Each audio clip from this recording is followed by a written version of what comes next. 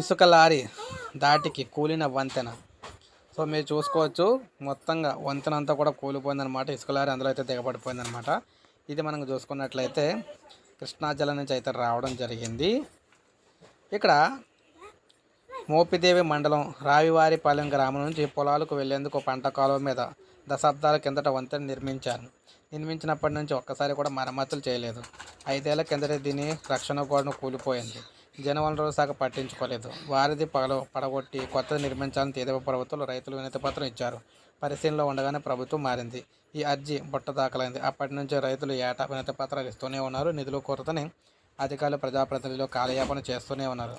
ఇసుక లోడు వారధి మీదుగా వెళ్తుండగా బరువుకు అది కూలిపోయింది. లారీ వెనక చక్రాలు అందులో అయితే కూరుకుపోయినాయి. ఇక్కడ మీరు చూసుకోవచ్చు. అయితే మొత్తం అంతా రివర్స్లో పడిపోలేదు కాబట్టి పెను ప్రమాదం అయితే తప్పిందనమాట. ఇప్పుడు అక్కడికి అయితే రాకపోకలు లేకుండా అయితే మొత్తం బ్రిడ్జ్ అయితే కూలిపోయింది. ఇప్పుడే మనకు అప్డేట్ వచ్చింది.